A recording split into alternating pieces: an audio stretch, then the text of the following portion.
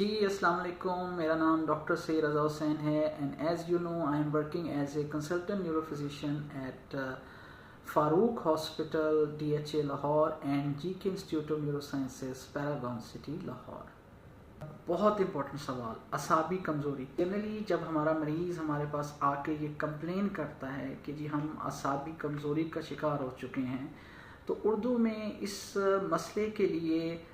एक term use होती है, लेकिन अगर हम इंग्लिश में देखें या मेडिकल टर्मिनोलॉजी में देखें तो इसके लिए बहुत सारी टर्म्स यूज़ होती हैं। आम तौर पे जो असाबी कमज़ोरी के साथ मरीज़ आता है वो कंप्लेन क्या कर रहा होता है? वो कंप्लेन ये कर रहा होता है जी कि हमें जहनी दबाव रहता है, बेचैनी रहती है, घबराहट रहती है, नींद की जो है वो कमी का हम शिकार हो गए हैं, हमारी वैसी तवज्जो नहीं रह रही, हमारी याददाश्त, इवन कि यंग पेशेंट्स आते हैं और कहते हैं जी हमारी याददाश्त में जो है वो कमी आ गई है, अटेंशन स्पैन वो नहीं रहता, हाथों में ताकत नहीं है, हाथ कांपते हैं, जिस्म में शदीद किस्म की कमज़ोरी महसूस होती है, अपनी रोज़मर्रा के काम नहीं कर पाते,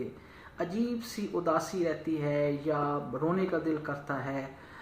इस हद तक मामला बढ़ सकता है कि आप अपने रोज़मर्रा के काम नहीं कर पाते या नेगेटिव ख़यालात जो कि अपने आप को या अपने आसपास के किसी लोगों को नुकसान पहुंचाने के हवाले से हो सकते हैं, इस हद तक भी मामला बढ़ सकता है।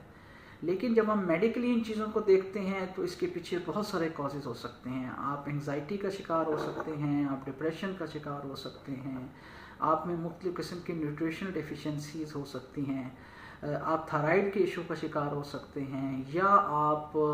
जो नसों की कमज़ोरी है जिसे हम न्यूरोपैथी कहते हैं उसका शिकार हो सकते हैं। और अगर पट्ठों में ताकत नहीं है, काम नहीं कर पा रहे हैं, तो आप मायोपैथी का भी शिकार हो सकते हैं।